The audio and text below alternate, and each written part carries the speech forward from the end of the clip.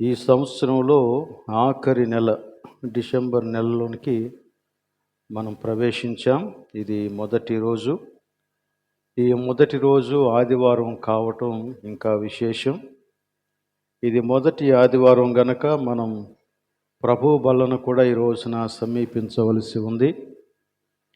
కనుక తగిన రీతిగా మనమందరం కూడా సిద్ధపడి ఆయన బల దగ్గరకు మనం సమీపించాలని నేను కోరుతూ ఉన్నాను. డిసెంబర్ నెల గనక అందరూ కూడా క్రిస్మస్ హడావిడిలో, క్రిస్మస్ సంబరాలలో ఉంటారు. సంబరాలు ప్రారంభమైపోయాయి గనక మనం వాటి కొరకు ప్రార్థన చేయాల్సిన అవసరత ఉంది. క్రిస్మస్ పాటలు మనం ఈ ఆరాధనలో పాడాం. కానీ సందేశం క్రిస్మస్లో నుండి వచ్చిన మనం క్రమంగా ధ్యానం చేస్తూ ఉన్నటువంటి వాక్య భాగాలనే ధ్యానం చేస్తాం. క్రిస్మస్లో మనకి చాలా కుటుంబాలు కనపడతాయి. మత్తయి సువార్త మీరు చదివితే ఇంచుమించుగా 42 తరాల కుటుంబాలను జ్ఞాపకం చేస్తాడు యేసుక్రీస్తుని గురించి చెప్పడానికి. 42 తరాలు. చివరిగా మనం జకర్యా ఎలిజబెతుల కుటుంబాన్ని చూస్తాం. అలానే యోసేపు మరియల కుటుంబాన్ని చూస్తాం. కనుక క్రిస్మస్లో కుటుంబాల యొక్క ప్రస్తావన చాలా ఉంది. కుటుంబాలను గూర్చిన ప్రస్తావన. ఈ కుటుంబ జీవితాన్ని గురించి దేవుని వాక్యములో చాలా విస్తారంగా వ్రాయబడి ఉంది. మనం తిమోతి మొదటి పత్రిక ధ్యానం చేస్తూ ఉన్నాం. ఆ మొదటి పత్రికలో 3వ అధ్యాయంలో మనం ఉన్నాం. ఇక్కడ నాయకునికి ఉండాల్సినటువంటి లక్షణాలను గురించి వ్రాస్తూ కుటుంబానికి సంబంధించినటువంటి విషయాన్ని కూడా ప్రస్తావించాడు. గత వారం వైవాహిక జీవితానికి సంబంధించిన విషయాలను గురించి ఆలోచన చేశాం. ఈ రోజున మరొక సంగతి, కుటుంబానికి సంబంధించినటువంటి సంగతిని ఆలోచిస్తాం. తిమోతికి రాసినటువంటి మొదటి పత్రికలో 3వ అధ్యాయంలో 4-5 వచనాలలో ఈ సంగతిని వ్రాశాడు. సంపూర్ణ మాన్యత కలిగి తన పిల్లలను స్వాధీనపరచుకొనుచు తన ఇంటి వారిని బాగుగా ఏలువాడునై ఉండవలెను. ఎవడైనను తన ఇంటి వారిని ఏలనేరకపోయిన ఎడల అతడు సంఘమును ఎలాగూ పాలించును. ఇదే విషయాన్ని మరలా 12వ వచనంలో రిపీట్ చేశాడు, పరిచారకులను గురించి చెబుతూ. పరిచారకులు తమ పిల్లలను, తమ ఇంటి వారిని బాగుగా ఏలువారునై ఉండవలెను. మరలా మనం తీతు పత్రికలో చూస్తే ఇదే విషయాన్ని మరోసారి అక్కడ కూడా రాశాడు. తీతు పత్రికలో 1వ అధ్యాయంలో 6వ వచనంలో ఉంటుంది. మధ్యలో నుండి చదువుతున్నాను. అవిధేయులు కాక విశ్వాసులైన పిల్లలు గలవాడునై ఉన్న ఎడల అట్టివానిని పెద్దగా నియమింపవచ్చును.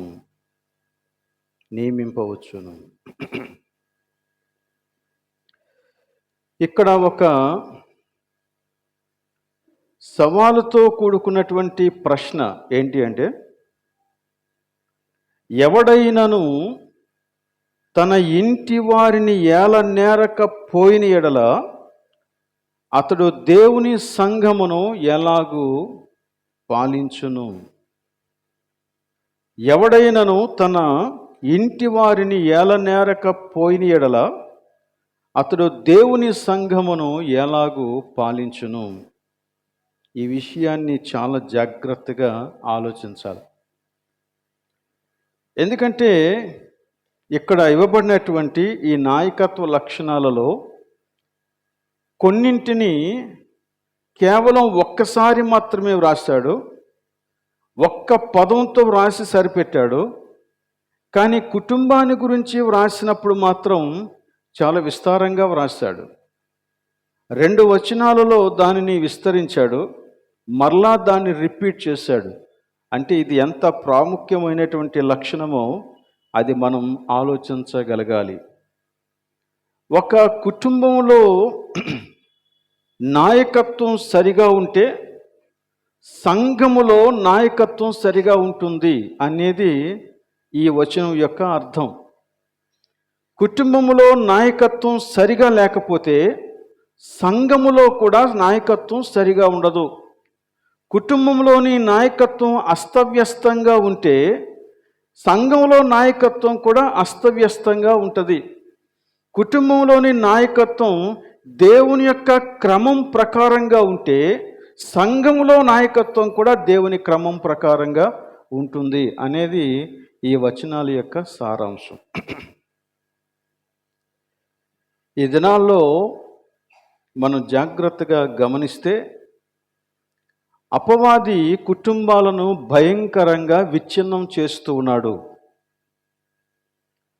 ఒక సర్వే ప్రకారంగా తేల్చిన విషయం ఏంటంటే, విశ్వాసులైన తల్లిదండ్రుల యొక్క పిల్లలు 60 నుండి 70% మంది పిల్లలు వారి యవ్వన దశలో విశ్వాసాన్ని విడిచిపెట్టి లోకంలో కలిసిపోతున్నారు, లేదా నామకార్థ క్రైస్తవులుగా మిగిలిపోతున్నారు అనేది ఆ సర్వే యొక్క ఫలితం. ఈ లెక్క అంత చిన్న విషయం కాదు, చాలా పెద్దది. దీనిని గురించి మనం చాలా సీరియస్గా ఆలోచించాల్సినటువంటి అవసరత ఉంది. దేవుడు ప్రతి తరానికి ఇచ్చినటువంటి ఆజ్ఞ ఏంటి అంటే, ప్రతి తరం కూడా 4 తరాలను ప్రభావితం చేసే రీతిగా విశ్వాసంలో జీవించాలి అనేది బైబిల్ బోధిస్తూ ఉన్నటువంటి విషయం. పాత నిబంధనలో కానీ క్రొత్త నిబంధనలో కానీ ఈ విషయం చాలా స్పష్టంగా బోధించాడు.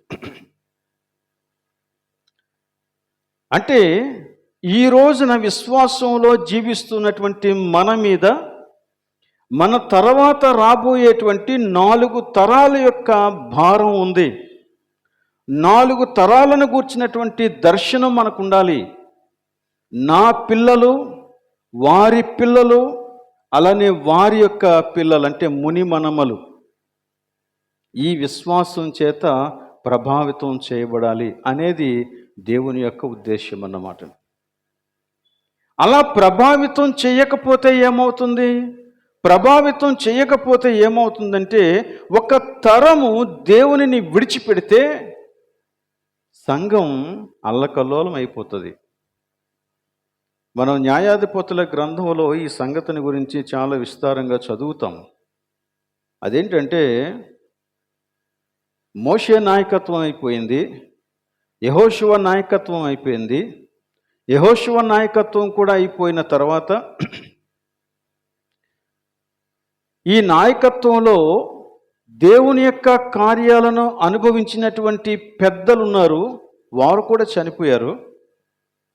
ఆ తర్వాత ఒక తరం పుట్టింది అంటాడు. ఆ తరాన్ని గురించి ఏమని చెప్తాడంటే, యెహోవానైనను ఆయన కార్యములనైనను ఎరుగని తరం ఒకటి పుట్టెను. అప్పుడు ఏం జరిగిందంటే విచ్చలవిడితనం పెరిగింది. వారి పేరు మారలేదు, వారు ఇంకా ఇశ్రాయేలీలనే పిలువబడుతున్నారు. వారి పేరు మారలేదు, వారి ఇంకా అబ్రహాం యొక్క సంతానమనే పిలువబడుతూ ఉన్నారు. కానీ వారి యొక్క విశ్వాసం మాత్రం అటువంటి విశ్వాసం కాదు. వారు దేవుణ్ణి తృణీకరించినటువంటి వారు. ఎలక్క నుంచి పుట్టింది ఈ తరం అంటే వారి పిల్లలే, కానీ వారు వారి పిల్లలకు దేవుని యొక్క భయము నేర్పించడం మానేశారు. దేవుని ధర్మశాస్త్రాన్ని నేర్పించడం మానేశారు. దానికి చాలా కారణాలు ఉండొచ్చు.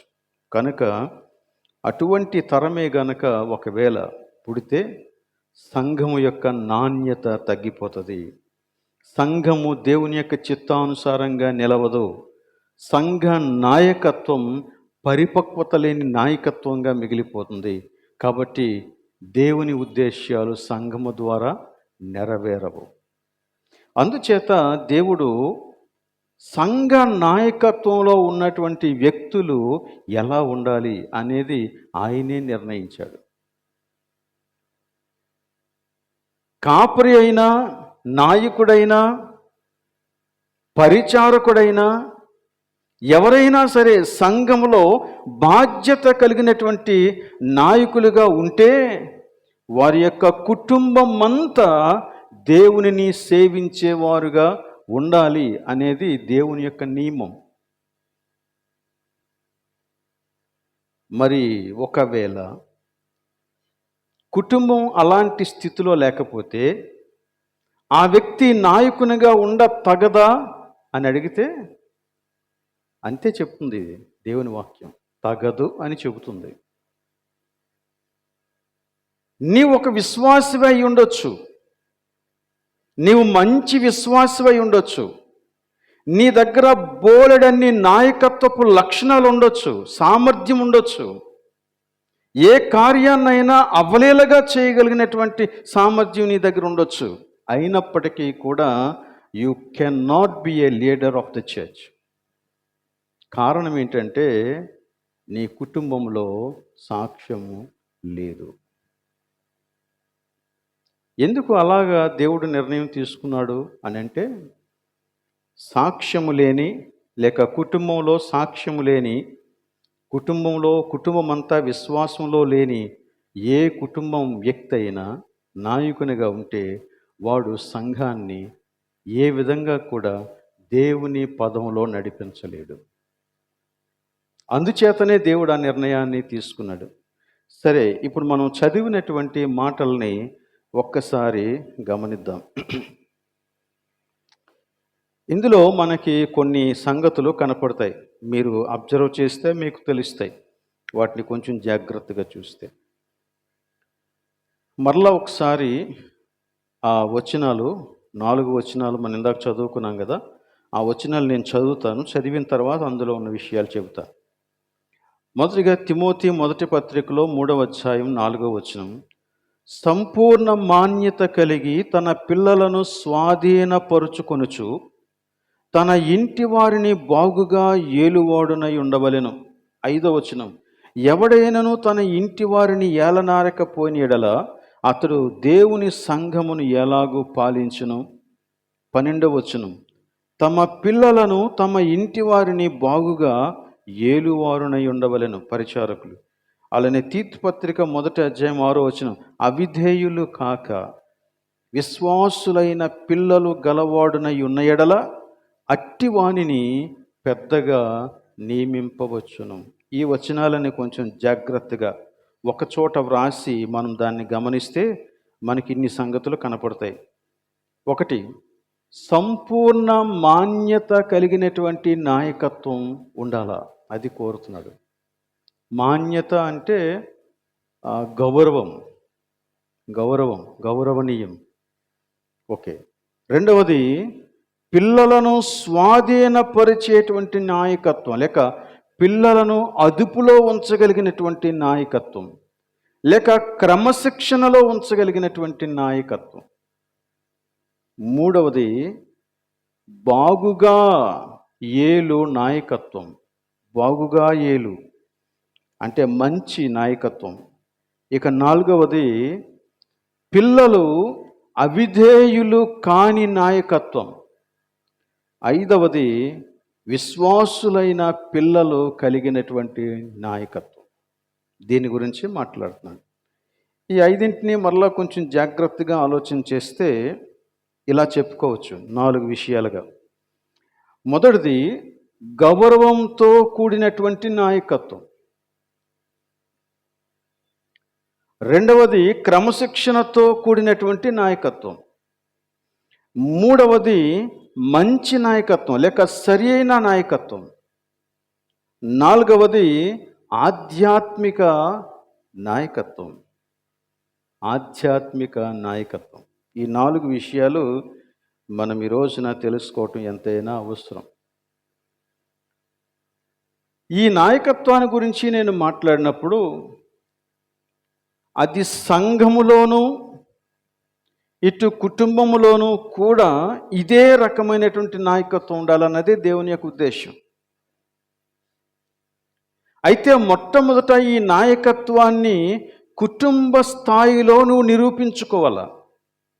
ఆ తర్వాత సంఘములోనికి దేవుడు నీకు అవకాశం ఇస్తాడు. ఈ కుటుంబాలను గురించి మనం ఆలోచించినప్పుడు దేవుడు కుటుంబానికి ఒక క్రమం ఇచ్చాడు, ఒక క్రమాన్ని రూపించాడు. ఒక క్రమాన్ని రూపించి ఈ క్రమములో క్రైస్తవ కుటుంబాలన్నీ కూడా నడవాలి. నిజానికి ఆ క్రమం భూమి మీద ఉన్న కుటుంబాలన్నింటికీ వర్తిస్తుంది, కానీ దేవునిని ఎరగని వాడు దేవుని క్రమాన్ని ఎరగడు కదా. కానీ నేను అయితే దేవునిని ఎరిగిన వారం కాబట్టి, దేవుని యందు విశ్వాసం ఉంచిన వారం కాబట్టి, రక్షింపబడిన వారం కాబట్టి మనమైతే ఖచ్చితంగా ఈ క్రమాన్ని తెలుసుకొని యథాతథంగా పాటించాలి.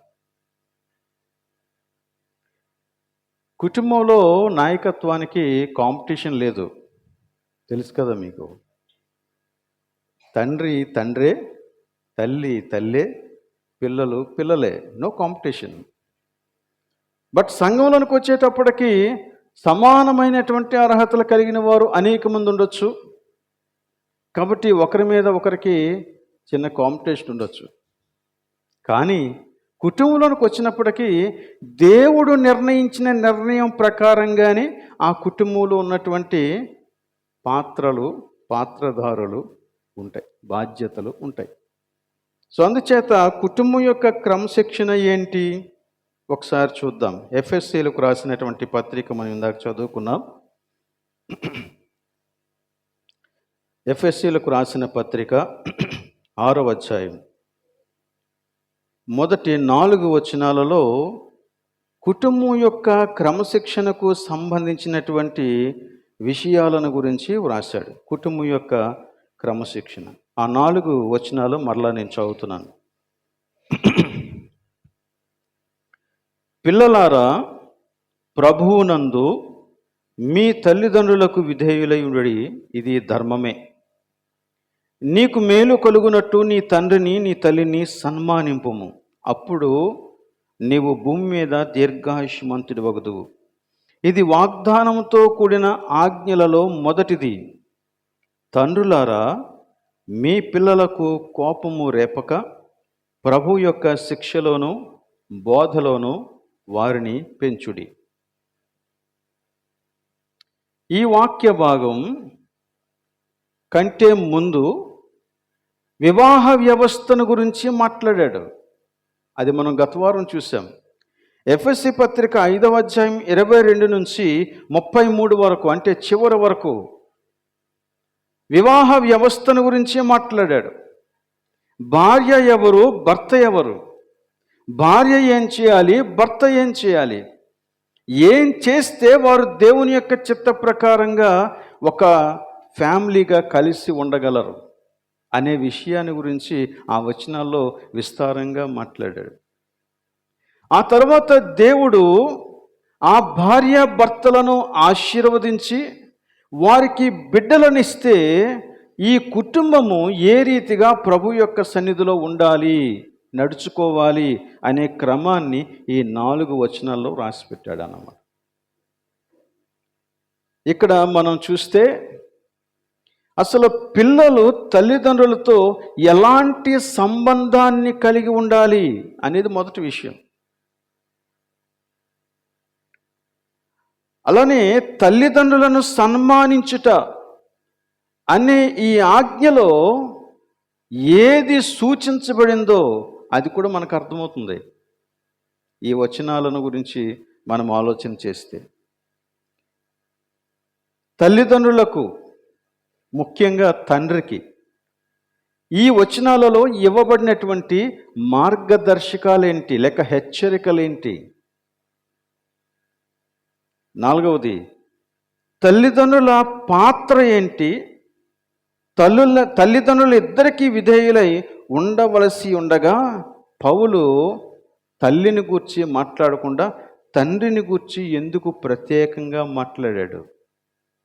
ఈ విషయాలు మనం కొంచెం ఆలోచించవలసినటువంటి సంగతి. పిల్లలను గురించి మనం ఆలోచన చేస్తే, పిల్లలు అంటే ఏ వయస్సు వారు? మొట్టమొదట పిల్లలు అంటే ఏ వయస్సు వారు? మీరు ఏ వయస్సు వారైనా తల్లిదండ్రుల యొక్క సంరక్షణలో ఉన్నంత వరకు మీరు వారికి విధేయులై ఉండాల్సిన అవసరత ఉంది. మీరు ఏ వయసు వారైనా. యూజువల్గా ఏం జరుగుద్దంటే, చిన్నప్పుడు తల్లిదండ్రుల యొక్క మాట వింటారు. కాస్త ఎదిగి లోకం పరిచయం అవుతున్న కొలది లోకం యొక్క కల్చర్ అలవాటు అవుతుంది. కాబట్టి చుట్టూ ఉన్నటువంటి సంస్కృతిలో ఉన్నటువంటి సంగతులు వారు నేర్చుకొని వారు తల్లిదండ్రులకు అవిధేయులు అవ్వటం, లేక తల్లిదండ్రుల యొక్క మాటను జవదాటేయడం చేస్తారు. వారికి విధేయత చూపించరు. కానీ ఇక్కడ మనం గమనిస్తే, నువ్వు ఏ వయస్సు వాడవైనా, ముఖ్యంగా ఇక్కడ మనం ఇంకా ఆలోచన చేయవలసింది ఏంటంటే, పిల్లలారా అని పిలిచి మాట్లాడాడు అంటే మరీ చిన్న పిల్లల గురించి మాట్లాడలేదని నా ఉద్దేశం. ఎందుకంటే వారికి ఏం అర్థమవుతుంది? ఇది కాస్త ఎదిగి విషయాలను అవగాహన చేసుకునేటువంటి వయస్సు వచ్చి యేసుక్రీస్తుని స్వంత రక్షకునిగా అంగీకరించినటువంటి వ్యక్తులతో ప్రత్యేకంగా మాట్లాడుతున్నాడని నా ఉద్దేశం.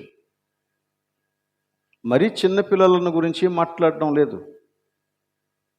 నువ్వు విషయాలను అవగాహన చేసుకునేటువంటి వయస్సుకి ఎదిగినటువంటి వాడవు కాబట్టి బహుశా టీనేజ్ నుండి స్టార్ట్ అవుతుందేమో, యవ్వనస్తులైనటువంటి పిల్లలతో ప్రత్యేకంగా మాట్లాడుతూ ఉన్నాడు.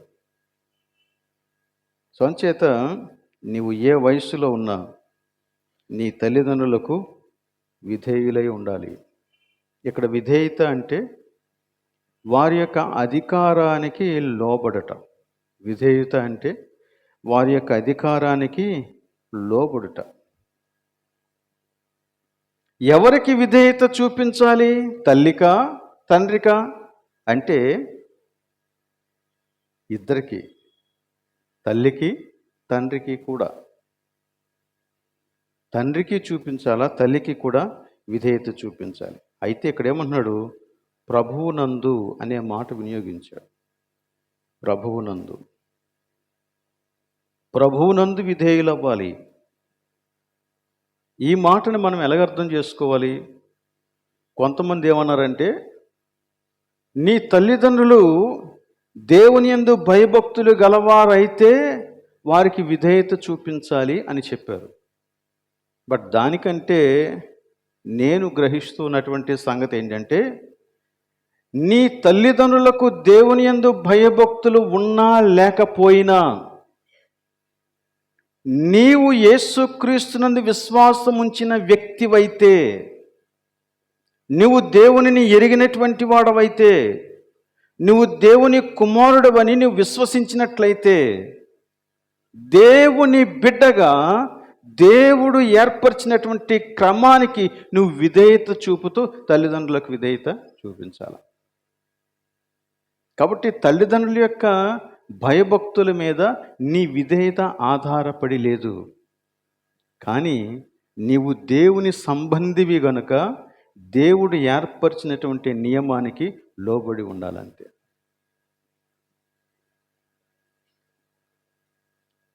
చాలాసార్లు దేవుణ్ణి ఆరాధించాలి అని యవ్వనస్తులు బయలుదేరుతూ ఉన్నారు ఈ మధ్యకాలంలో. మంచిది, చాలా సంతోషం.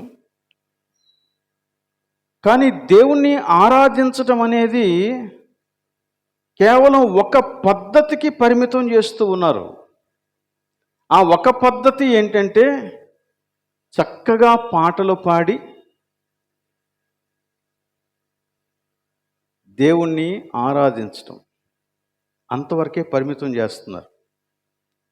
నిజమే, దేవునిని ఆ రీతిగా పాటలు పాడటం ద్వారా, దేవునికి స్తోత్రాలు చెల్లించటం ద్వారా, హల్లెలూయలు చెప్పటం ద్వారా, ఆమేన్ అని పలకటం ద్వారా, దేవుని యొక్క లక్షణాలన్నింటినీ జ్ఞాపకం చేసుకోవటం ద్వారా నువ్వు దేవుణ్ణి ఆరాధిస్తున్నావు. కానీ ఇంకొక విషయం కూడా గమనించు.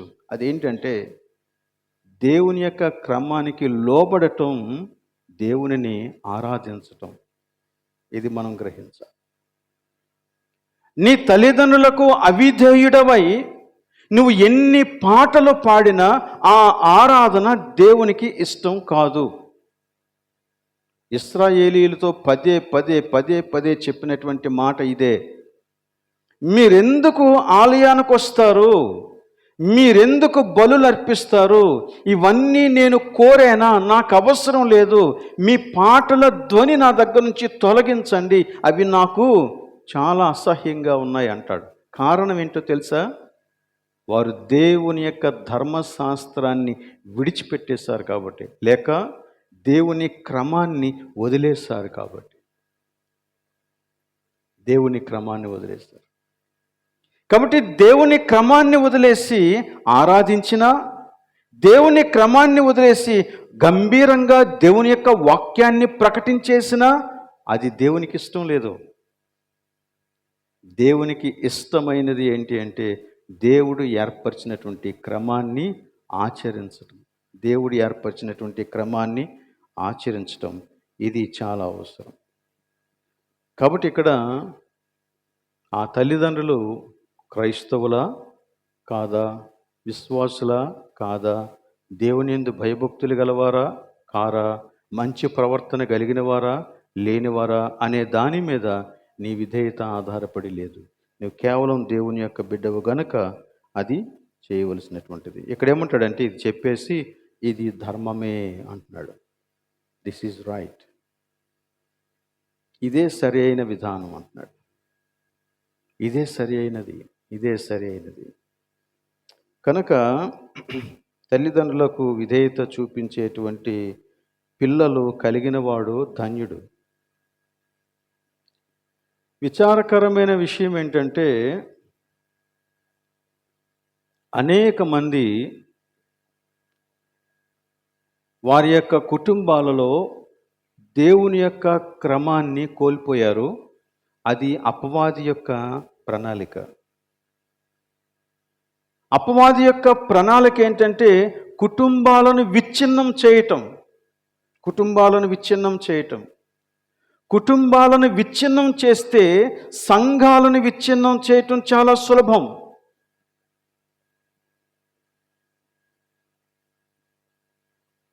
అందుచేత అపవాది ఆ ప్రణాళిక వేశాడు.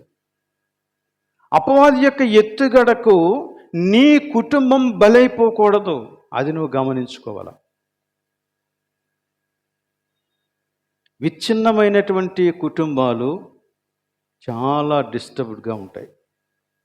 కాబట్టి వారు సంఘ నాయకులైతే సంఘమంతటిని డిస్టర్బ్ చేస్తారు. సంచేత విచ్ఛిన్నమైనటువంటి కుటుంబ జీవితాన్ని కలిగి ఉండడం అనేది దేవుని చిత్తము కాదు. అది ఏదైనప్పటికీ కూడా మనం దాన్ని రిజాల్వ్ చేసుకోవాలా. ఆ సమస్యలను మనం పరిష్కరించుకోవాలా. కొంతమంది కుటుంబ జీవితం కంటే వారు చేస్తూ ఉన్నటువంటి ఉద్యోగానికి, వ్యాపారానికి ఎక్కువ ప్రాధాన్యతనిస్తారు. ఇవ్వకపోతే ఎలా అండి? ఇవ్వాలి, కానీ నీ కుటుంబం ప్రధానం. గత వారం మనం అదే చెప్పాం. నీ జీవితంలో మొదటి ప్రాధాన్యత దేవునికైతే రెండవ ప్రాధాన్యత నీ కుటుంబానికే ఇవ్వాలా. ఆ తర్వాతే మిగిలినవన్నీ కూడా. ఎందుకు అంటే నీ కుటుంబంలో నువ్వు ఒక్కడవే ఆ స్థానంలో నిలబడగలవు. నువ్వు గనక తప్పుకుంటే ఇంకొకరు నిలబడలేరు. బట్ నీ వ్యాపారంలో కానీ, నీ ఉద్యోగంలో కానీ, నువ్వు చేసే ఏ పనిలో కానీ నువ్వు లేకపోతే ఇంకొకడు వస్తాడు. అక్కడ ప్రత్యామ్నాయం ఉంది, ఇక్కడ లేదు. అందుచేత కుటుంబంలో కుటుంబ జీవితం కంటే ఉద్యోగానికి ఎక్కువ ప్రాముఖ్యత ఇచ్చి ఫ్యామిలీకి సమయం ఇవ్వకపోవటం అనేది అంత మంచి విషయం కాదు.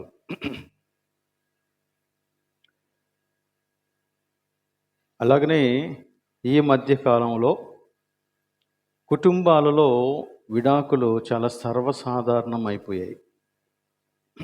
ఇది కూడా మనం నివారించవలసినటువంటి విషయం.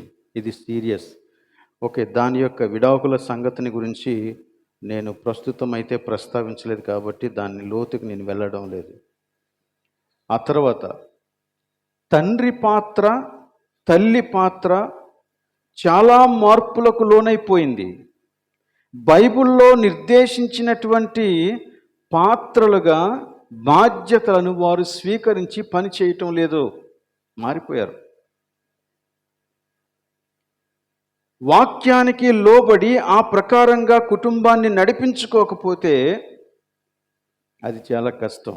కానీ అదే కుటుంబాలలో కరువైపోయింది. మిగిలినవన్నీ ఉంటాయి. వాక్యాన్ని చదివి లేక వాక్యాన్ని ధ్యానించి అందులోని దేవుని చిత్తాన్ని తెలుసుకొని, ఒక తండ్రిగా నేను, తల్లిగా నువ్వు, మన యొక్క పిల్లలు క్రమపరచబడాల. ప్రతి విషయంలో ఆ కుటుంబంలో నుండి వచ్చినటువంటి నాయకులు సంఘాన్ని ఉద్ధరిస్తారు. సో ఇటువంటిది చాలా అవసరం. ఇలాంటి నాయకత్వాన్ని గనక సంఘానికి అందించలేకపోతే సంఘం రోజు రోజుకి కృషించిపోవటం, నాణ్యత తగ్గిపోవటం జరుగుద్ది. అందుచేత మనం ఈ విషయాల్ని గమనించాలి. మనం కొన్ని సంగతులను ఆలోచించాలి. కుటుంబాన్ని నడిపించటానికి బైబిల్ దృక్పథం లేక బైబిల్ కోణంలో నుంచి మనం ఆలోచించాలి. నా స్థానాన్ని గురించి కానీ, నేను నడిపించే ఏ వ్యవహారాన్ని గురించి కానీ ఇది బైబిల్ ప్రకారంగా ఉందా లేదా అది ఆలోచించాలి. మన యొక్క జీవన ప్రమాణాలన్నీ కూడా దేవుని వాక్యంతో పోల్చి చూసుకోవాలి. అప్పుడు మన యొక్క విలువలన్నీ మారుతాయి. అలానే మన యొక్క సంభాషణలో మనము దేవునికి సంబంధించినటువంటి వారమన్న విషయాన్ని గుర్తించేలాగా, మన పిల్లలు గుర్తించేలాగా మన యొక్క సంభాషణ ఉండాలి. ఇవన్నీ కరువైపోతే ఖచ్చితంగా మన పిల్లలు విశ్వాస బాటలో నడవరు.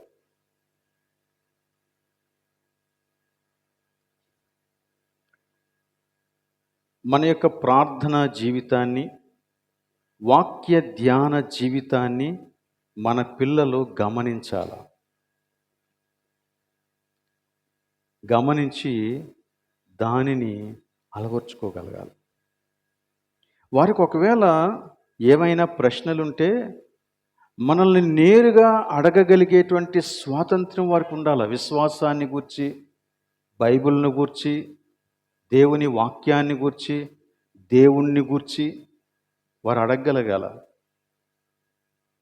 వారు అడిగినప్పుడు మనం దానికి సమాధానం చెప్పగలిగేటంతగా సిద్ధపడి ఉండాలి.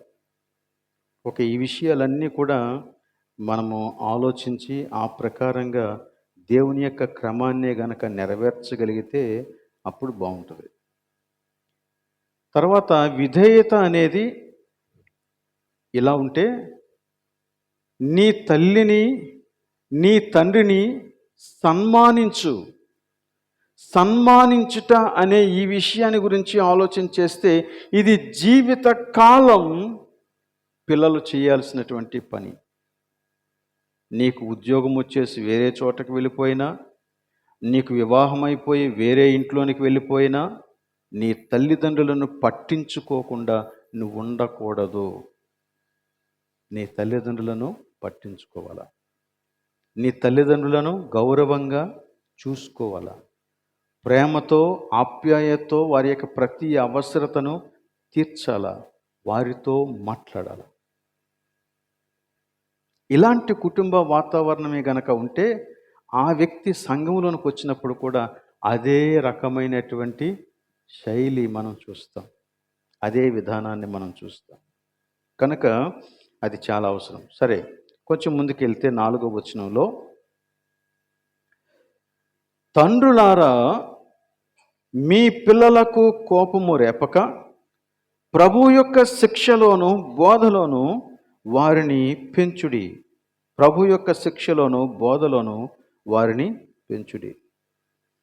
ఇక్కడ కేవలం తండ్రులకే ఎందుకు ఈ బాధ్యతను అప్పగించాడు అని మనం ఆలోచిస్తే మనకు అర్థమయ్యే ఒక సింపుల్ థింగ్ ఏంటంటే, కుటుంబం యొక్క నాయకత్వం తండ్రి వహించాలి, తల్లి కాదు. కుటుంబం యొక్క నాయకత్వం తండ్రే వహించాలి.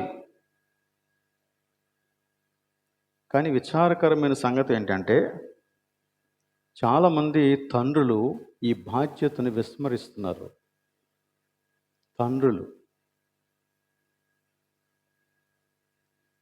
తండ్రే కుటుంబానికి శాపంగా మారిపోవడం, తండ్రే కుటుంబాన్ని భయంకరంగా శ్రమ పెట్టడం, హింస పెట్టడం చాలా కుటుంబాల్లో మనం చూస్తూ ఉన్నాం. ఇది చాలా విచారకరం. అటువంటి పరిస్థితి ఏ కుటుంబంలో ఉన్నా ఆ కుటుంబానికి నెమ్మది ఉండదు, శాంతి ఉండదు, ఎప్పుడూ కన్నీళ్ళే ఉంటాయి.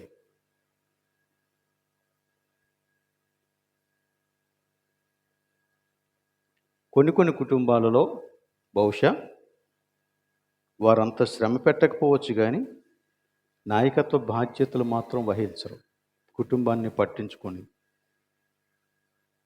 ఆధ్యాత్మిక విషయాలలో అసలే పట్టించుకోరు. ఎందుకు అంటే వారికి బయటి వ్యవహారాలు చాలా ఎక్కువ. కుటుంబ ప్రార్థనకు హాజరవడం చాలా కష్టం.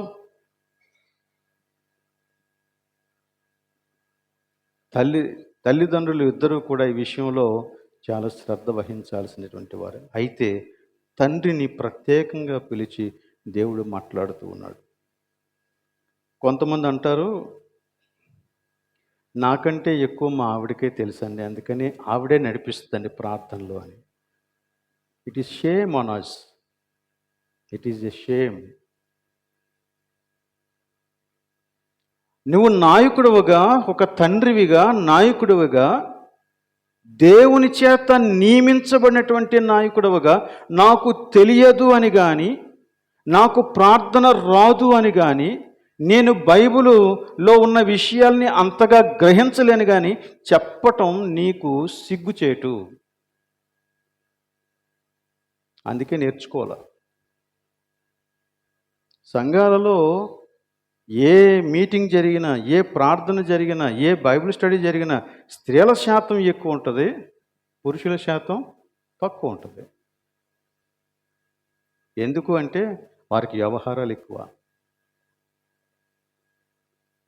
సో ఇప్పుడు మరి నాయకత్వం ఎలా బాగుపడుతుంది? దేవుడు ఏ ఛానల్ని అయితే ఎంచుకున్నాడో ఆ ఛానలే పాడైపోతే ఇక నాయకత్వం ఎలా బాగుపడుతుంది? కాబట్టి మనం మేల్కోవాలా. ఈ రోజున ఉన్నటువంటి కల్చరు ఎంత భయంకరమైనటువంటి కల్చరో బైబిలే చెబుతూ ఉంది. చూడండి, తిమోతికి రాసినటువంటి పత్రికలోని 2వ పత్రికలో 3వ అధ్యాయం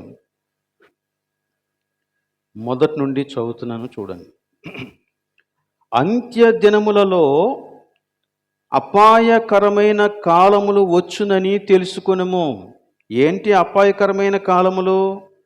ఎలాగనగా మనుష్యులు స్వార్థప్రియులు, ధనాపేక్షులు, బింకములాడువారు, అహంకారులు, దూషకులు, తల్లిదండ్రులకు అవిధేయులు, కృతజ్ఞత లేనివారు, అపవిత్రులు, అనురాగరహితులు, అతిద్వేషులు, అపవాదకులు, అజితేంద్రియులు, అనగా ఇంద్రియముల చేత జయింపబడిన వారు, అజితేంద్రియులు, క్రూరులు, సజ్జన ద్వేషులు, ద్రోహులు, మూర్ఖులు, గర్వాంధులు, దేవుని కంటే సుఖానుభవమును ఎక్కువగా ప్రేమించువారు, పైకి భక్తి గలవారి వలె ఉండి దాని శక్తిని ఆశ్రయించని వారునై ఉందురు. ఇట్టి వారికి విముఖుడవై ఉండుము.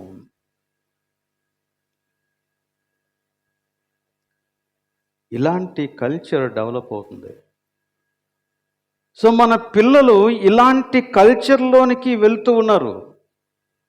మన పిల్లలు ఇలాంటి కల్చర్లోనికి వెళ్తే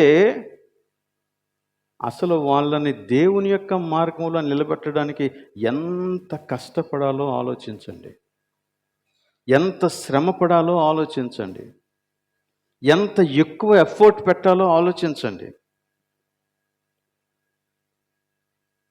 అలాంటిది ఏదో చిన్న చిన్న తూతు మంత్రంలాగా ప్రార్థనలు, వాక్య ధ్యానాలు చేసేసి ముగించేస్తూ ఉంటే ఇక నా ఫ్యామిలీ, నా కుటుంబం దేవునిలో బలంగా ఎలా ఉంటుంది?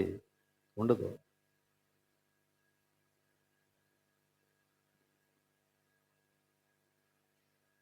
సో మనం కుటుంబాల కోసం దేవుని యొక్క సన్నిధిలో కన్నీరు కార్చి, ప్రభువా నీవు నాకు ఏర్పరిచినటువంటి స్థానాన్ని నేను భయభక్తులతో సంపూర్ణంగా నెరవేర్చగలిగే కృప నాకు దయచేయమని దేవుని సన్నిధిలో ప్రార్థన చేయాలి. ఇది మొదటి వారం గనక రేపు శుక్రవారం అంటే 6వ తారీఖు మనకు ఉపవాస ప్రార్థన ఉంటుంది. మీలో అనేక మంది హాజరు కావాలని నేను కోరుకుంటున్నాను. కుటుంబాల కోసం ప్రార్థన చేద్దాం. కుటుంబాల కోసం ప్రార్థన చేద్దాం. ఎన్ని కుటుంబాల సమస్యలు ఉన్నాయో తెలుసా? మనం ఇంకా పాశ్చాత్య దేశాల కల్చర్లోనికి అంత విచ్చలవిడితనానికి వెళ్ళలేదు గనక గబుక్కుని విడాకులు తీసుకోం. కానీ ఒకే ఇంట్లో ఉండి ఒకరికొకరికి సంబంధం లేకుండా బ్రతికేస్తూ ఉంటాం. లోకానికి వీరు బాగానే ఉన్నారు కదా అనిపిస్తూ ఉంటుంది. కానీ అసలు విషయం ఏంటో మనకి తెలుసు. That's two danger. చాలా ఘోరమైనటువంటి విషయం. సో అందుచేత మన పిల్లల కోసం మనం ప్రార్థన చేయాల్సినటువంటి అవసరత ఉంది. మనం ఇంటి దగ్గర మన పిల్లల గురించి పట్టించుకోకపోతే సంఘంలోనికి వచ్చి ఏం పట్టించుకుంటాం? ఇంటి దగ్గర పిల్లల్ని పట్టించుకొని వ్యక్తి సంఘంలో నాయకుడైతే యవ్వనస్తులను గురించి ఏం శ్రద్ధ వహిస్తాడు? వారిని దేవుని మార్గంలోనికి నడిపించడానికి కానీ, అసలు వారు ఎంత భయభక్తులు కలిగి ఉన్నారు అని వారిని పరీక్షించి చూడడానికి కానీ, కనిపెట్టి చూడడానికి కానీ, వారికి ఇంకా ఏం అవసరం అని తెలుసుకొని వారికి తగినటువంటి కార్యక్రమాలను ఏర్పాటు చేసి నేర్పించడానికి కానీ ఎవరు ఆలోచిస్తారు?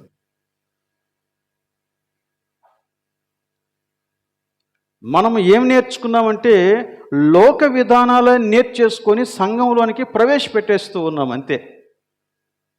We are least bothered about the spirituality of our young people. అందుకే వారిని బూస్ట్ చేయడానికి, వారు మన మాట వినడానికి మనం వారికి నచ్చిన కార్యక్రమాలు అంటే డ్యాన్సులు కానీ, ఆటలు కానీ, ప్రైజులు కానీ, ఇంకా ఇలాంటి రకరకాలైనటువంటివన్నీ కూడా ఏర్పాటు చేసి వారిని మన మన పక్షంగా ఉండేటట్టు చేసుకుంటున్నాం అంతే. కానీ తెలుసా, చిన్న తేడా వచ్చినా వారు నిన్ను తృణీకరిస్తారు. అందుకే మనకి అందరం కలిసి ఉంటున్నాం కానీ సఖ్యత కుదరడం లేదు. Because we don't really care for their spiritual lifes. వారి యొక్క ఆధ్యాత్మిక జీవితాలని గూర్చినటువంటి శ్రద్ధ మనకి లేదు. అందుచేతనే ఆధ్యాత్మిక ఎదుగుదలకు సంబంధించినటువంటి కార్యక్రమాలను సంఘంలో నిర్వహించటం లేదు. ఆడంబరాలకు, హంగులకు ఎక్కువ విలువనిస్తున్నాం మనం. కనుక అసలు కుటుంబంలో ఆధ్యాత్మిక విలువలుంటే సంఘంలో కూడా వస్తాయి. అందుకనే ప్రభువు ఈ విషయాలన్నీ కూడా మాట్లాడుతూ ఉన్నాడు. తండ్రులారా ఏం చేయాలి? మీ పిల్లలకు కోపం రేపక ప్రభు యొక్క శిక్షలోను బోధలోను పెంచండి, వారిని పెంచుడి. ఈ మాట కూడా చాలా ఇంపార్టెంట్. కోపము రేపక. ఓహో, ఆ గడియారం ఆగిపోయింది. అది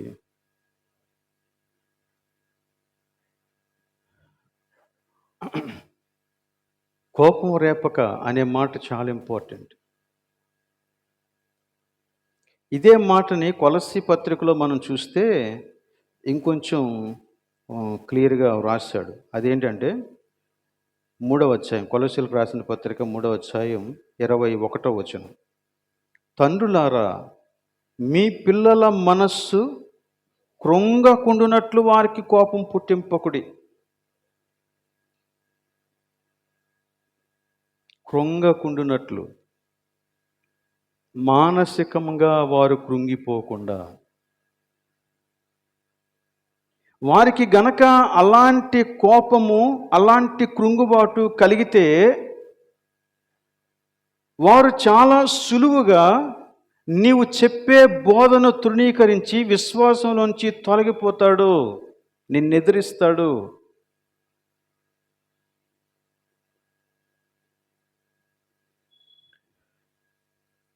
ఈ విషయంలో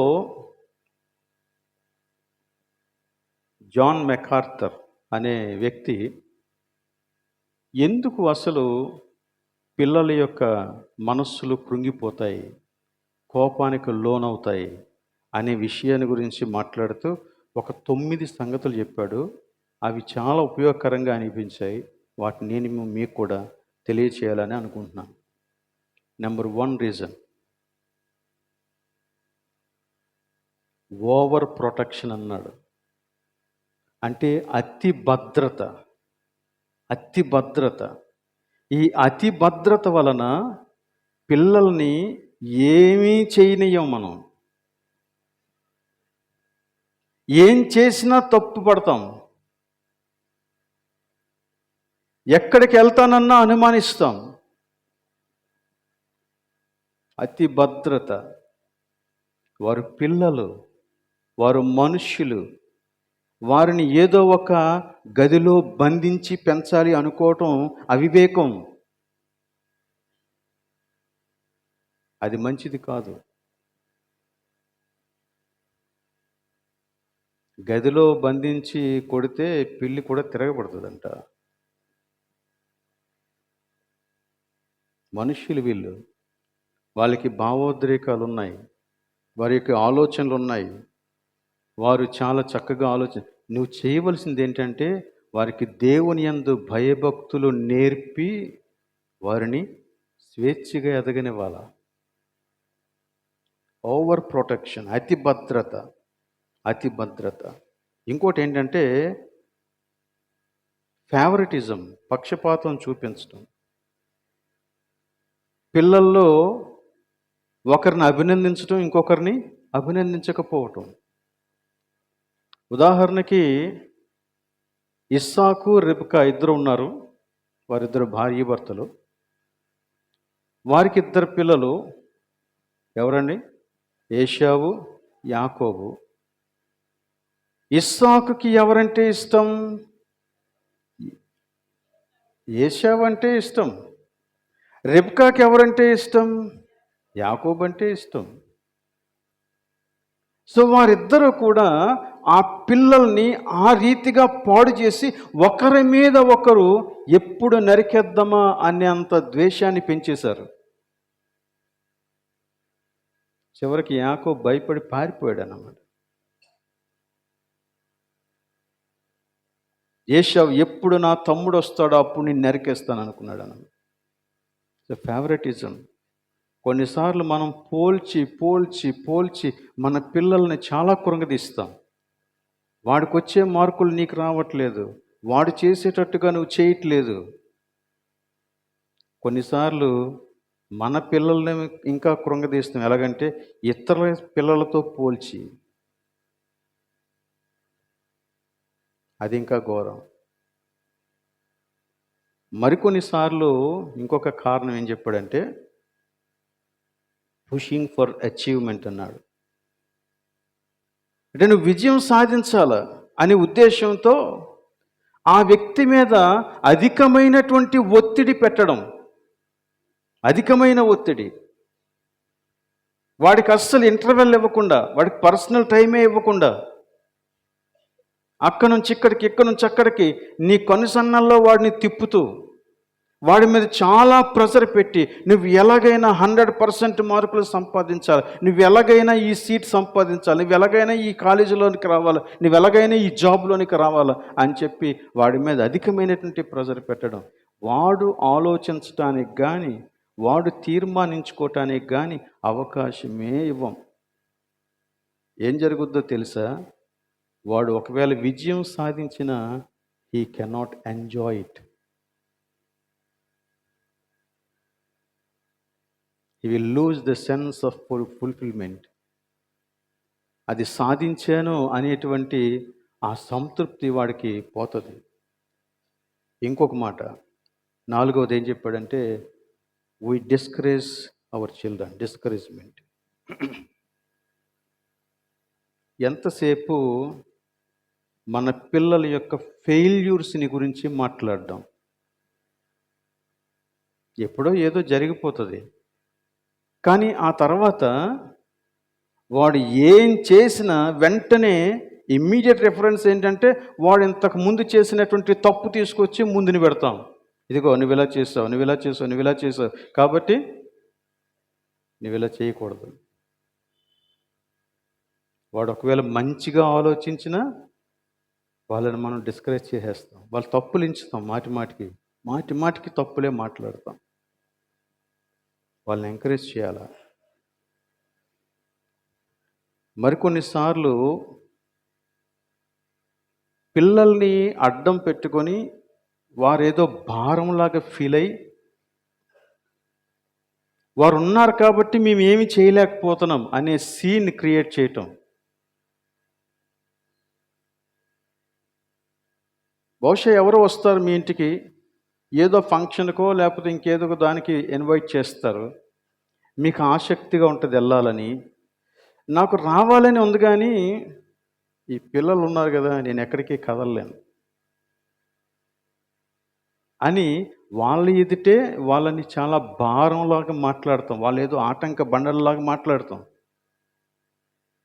బట్ మనం చేయవలసింది ఏంటంటే we should take a wise decision. వారి యొక్క బాగోగులను నువ్వు దృష్టిలో పెట్టుకొని నువ్వు త్యాగపూరితంగా వారి కోసం కొన్ని విషయాలను సాక్రిఫైస్ చేయాలా. నేను అక్కడికి వెళ్ళడం కంటే నా పిల్లలు నాకు ఇంపార్టెంట్ అని వారి కోసం కొన్ని కార్యక్రమాలని, కొన్ని ఎంజాయ్మెంట్స్ని సాక్రిఫైస్ చేసినట్లుగా వారికి తెలియాలా. నేను ఉండిపోవడానికి కారణం మీరు నాకు భారం కాదు, నేను మిమ్మల్ని ప్రేమిస్తూ ఉన్నాను గనక అని వారికి తెలియాలా. ఇంకా వారిని చాలాసార్లు నిర్లక్ష్యం చేయటం అంటే వారిని శ్రద్ధగా గమనించి పట్టించుకోకపోవటం. శ్రద్ధగా నిర్లక్ష్యం చేయటం. వెళ్ళావా, వచ్చావా, తిన్నావా, పడుకున్నావా, చదువుకున్నావా, ఫినిష్. కానీ వాళ్ళతో కూర్చొని ఫ్రెండ్లీగా మాట్లాడే పరిస్థితి లేకపోవడం, అది నేను నిర్లక్ష్యం చేయటం అంటే. వారి యొక్క భావోద్రేకాలు గురించి తెలుసుకోవటం, అసలు వాళ్ళకి ఏం జరిగింది అని తెలుసుకోవటం. అది కూడా ఏదో కోర్టులో బోన్లో నిలబెట్టి అడిగినట్లుగా కాదు. వాళ్ళతో ఫ్రెండ్లీగా నువ్వు మాట్లాడగలగాలి. అప్పుడు వాళ్ళు ఓపెన్ అవుతారు. లేదంటే చాలా భయంకరమైన పరిస్థితులు లోపల వారి యొక్క హృదయంలో పెంచుకొని ఏదో ఒక రోజున అది బయటకు వచ్చి బాస్ట్ అయినప్పుడు మనం దాన్ని తట్టుకోలేము. అబ్షాలోం విషయంలో దావీదు చేసిన పొరపాటు అదేనంట.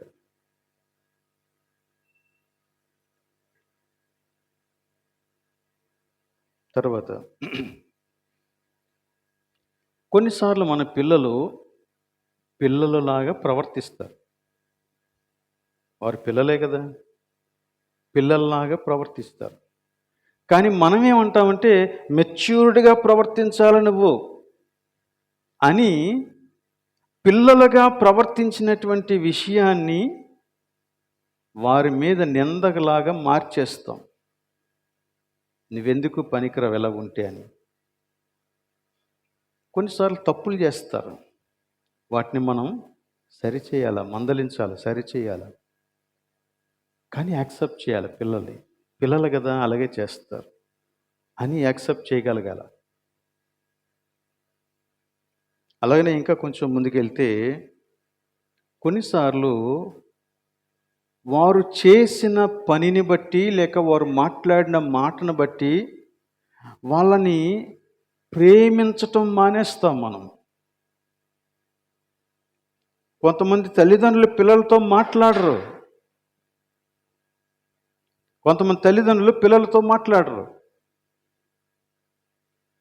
కొంతమంది తల్లిదండ్రులు పిల్లలకు చాలా కఠినంగా మాట్లాడతారు.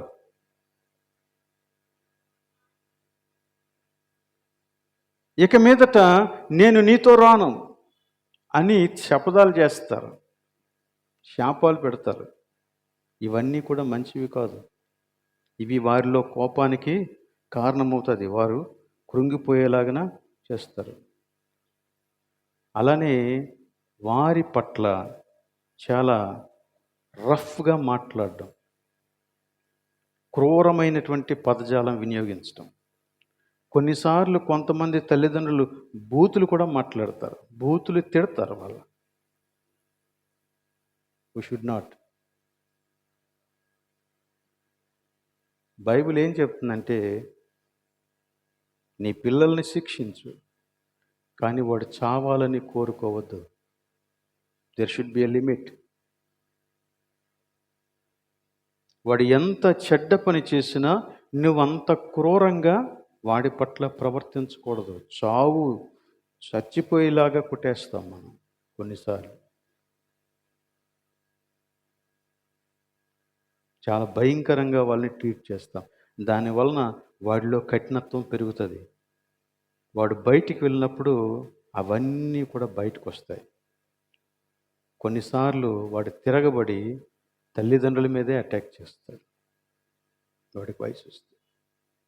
సో అందుచేత తల్లిదండ్రులకు, ముఖ్యంగా తండ్రులకు చెప్పినటువంటి ఈ మాట ఏంటంటే, తండ్రులారా మీ పిల్లలకు కోపము రేపక, ఆ విషయంలో జాగ్రత్త వహించాలి. కోపము రేపక అంటే నువ్వు ఏదైనా విషయం చెబుతూ ఉన్నప్పుడు వాడి దగ్గర నుంచి వచ్చేటువంటి స్పందన చాలా జాగ్రత్తగా గమనించాలి. వాడి చూపులో తెలియచ్చు, వాడి చేష్టల్లో తెలియచ్చు, వాడి మాటల్లో తెలియచ్చు. అవన్నీ నువ్వు గమనించాలి. గమనించి వాడిని ప్రభు యొక్క శిక్షలోను బోధలోను నేర్పించాలి. ఓకే, శిక్ష గురించి బోధన గురించి ఇంకొకసారి మనం తెలుసుకుందాం. కానీ సింపుల్గా మీరు అర్థం చేసుకోవాల్సిన విషయం ఏంటంటే, శిక్ష అంటే ఇక్కడ పనిష్మెంట్ కాదు. శిక్ష అంటే ట్రైనింగ్, శిక్షణ, ఒక క్రమశిక్షణ, ఒక డిసిప్లిన్. బోధ అంటే మనకు అర్థమవుతుంది, దేవుని యొక్క వాక్యంలోని సత్యాలని వారికి బోధించడం. అనగా బోధించడం అనే ఈ మాటకి గ్రీకు పదంలోంచి తీసుకున్న అర్థం ఏంటంటే, వాడి యొక్క మనస్సులో పెట్టడం, మనస్సులోనికి చొప్పించటం. ఏదో క్లాస్ చెప్పినట్టు చెప్పేసి వదిలేయటం కాదంట. వాడి యొక్క మనస్సులోనికి అది వెళ్ళేలాగన బోధించటం. క్రమశిక్షణ అంటే దాని ప్రకారంగా వాడి యొక్క ప్రవర్తన క్రమపరచడానికి సహాయం చేయటం. సో ఈ విషయాల్ని మనం అర్థం చేసుకోవాలి. ఇలా ఉంటే అటువంటి కుటుంబాల్లో నుండి వచ్చినటువంటి నాయకులు అద్భుతంగా సంఘాన్ని నడిపిస్తారు. సంఘాన్ని నడిపిస్తారు. ఇంకొక మాట నేను చెప్పి ముగించేస్తాను.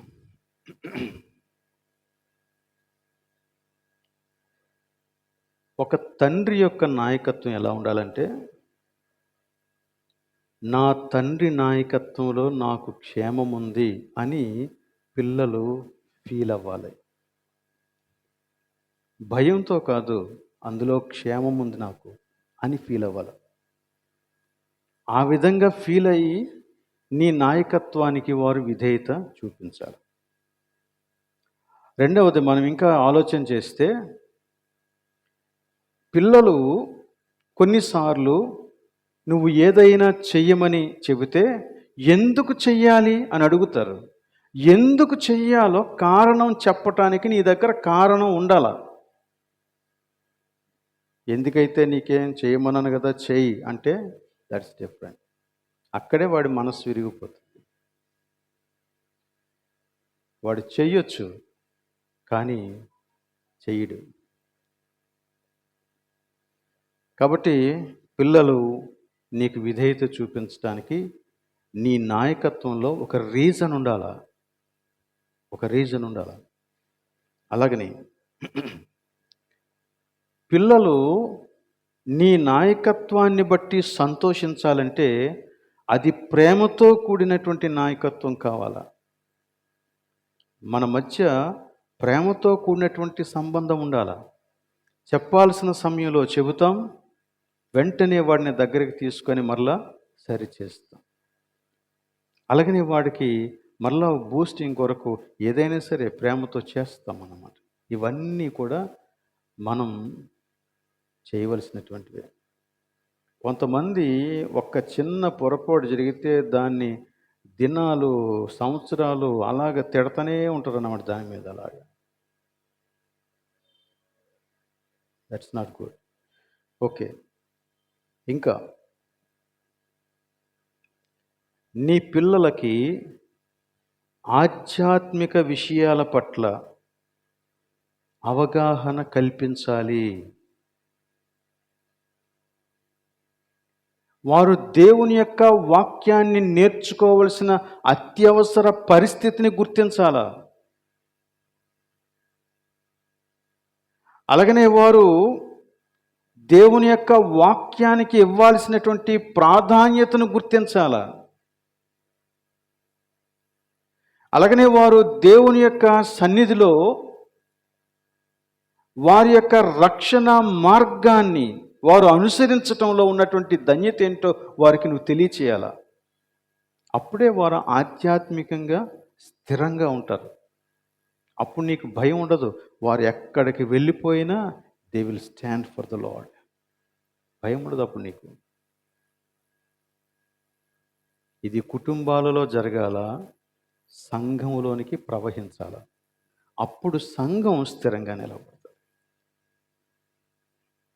కాబట్టి ఇప్పుడు మనం ఆలోచిద్దాం, నాయకత్వానికి కుటుంబం ఎంత అవసరమో. అందుకే ఆ ప్రశ్న వేశాడు. ఆ ప్రశ్నలోనే సమాధానం ఉంది. ప్రశ్న ఏంటంటే, ఒకడు తన కుటుంబాన్ని సరిగా ఏలకపోతే దేవుని సంఘాన్ని ఎలా పాలిస్తాడు అంటే పాలించలేడు అని దాని యొక్క అర్థం. సో ఈ రోజున మనం మన యొక్క కుటుంబాలను గురించి ప్రభు యొక్క సన్నిధిలో కనిపెట్టి ఎక్కడ లోపం ఉంది, ఎక్కడ నేను సరి చేసుకోవాలా అనే విషయాన్ని ఆలోచించాలి. కొంతమంది నిరంకుశ పాలన చేస్తారు. కొంతమంది ఏం చేయాలనుకున్న పిల్లలు అసలు అడ్డే చెప్పరు. ఈ రెండు మంచివి కాదు.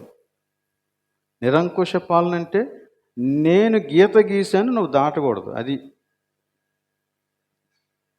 అడ్డు చెప్పని విషయం ఏంటంటే, వాళ్ళు రకరకాలుగా ఆలోచిస్తారు. దేనికి మనం అడ్డు చెప్పం. ఓకే. ఎళ్ళాలనుకున్నావా ఎళ్ళు.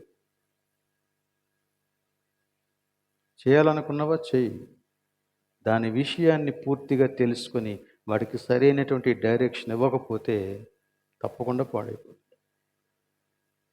అయితే దేవుడు ఈ రెండిటిని కోరుకోవట్లేదు గానీ, నిజంగా దేవుని యొక్క కృపను పొందినటువంటి నాయకత్వాన్ని మనం గనక మన యొక్క కుటుంబంలో అందించగలిగితే, అలాంటి నాయకులు సంఘానికి మేలు చేస్తారు. ఆ సంఘం దీవించబడుతుంది. దేవుడు అట్టి కృప మనకందరికీ దయచేయునుగాక. ప్రార్థన చేద్దాం.